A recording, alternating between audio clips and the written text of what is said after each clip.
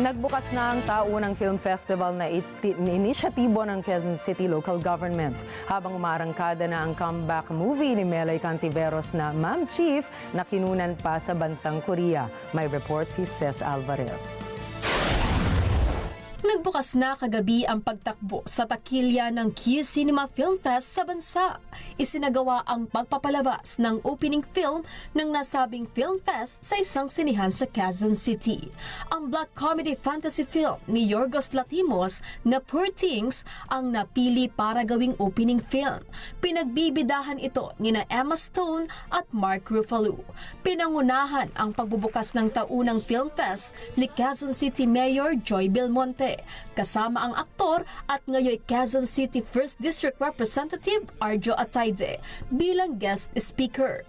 Bilang bagong executive director naman ng Quezon City Film Commission ay dadalhin umano ni Liza Dino ang kanyang mga natutunan sa pagiging chairperson ng Film Development Council of the Philippines o FDCP sa loob ng mahigit 6 na taon. We also have a new initiative. We're creating and enriching this industry program, meaning kung meron tayong festival para sa screening, meron din tayong hub para sa business. Kasi of course, kailangan ng opportunity din para mag-meet ang mga iba't ibang stakeholders para pag-usapan kung paano nila mapupondohan ng mga pelikula nila. So ito yung ginagawa natin ngayon through the Q Cinema Project Market. Magpapatuloy ang mga pagpapalabas ng mga pelikulang kalahok sa Q Cinema International Film Fest hanggang November 26, 2023 sa mga piling sinihan sa Metro Manila. Samantala, nagpapasalamat naman ang aktres na si Melay Cantiveros dahil sa oportunidad na ibinigay sa kanya upang muling magbida sa isang pelikula. Lead actress ang komedyante at TV host sa pelikulang Ma'am Chief, Shakedown in Seoul na kinunan pa ang mga eksena mismo sa bansang South Korea.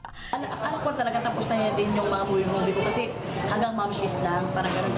Pero ito talagang binigyan ako ng pagkakataon ni Lord na talagang hinikap niya ang heart ng Pop Studios at talagang ito nga talagang nagkaroon na kami ng Ma'am Chief. Kasama sa pelikula ang newbie actor na si Dustin Mayores na nagpapasalamat dahil karamihan sa kanyang naging eksena ay first time niya.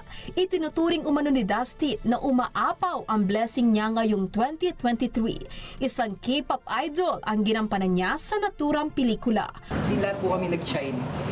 Sa every part po nung scene na nilaan po para sa amin, lahat po kami nag-shine. Kaya feeling ko na naambag ko po doon.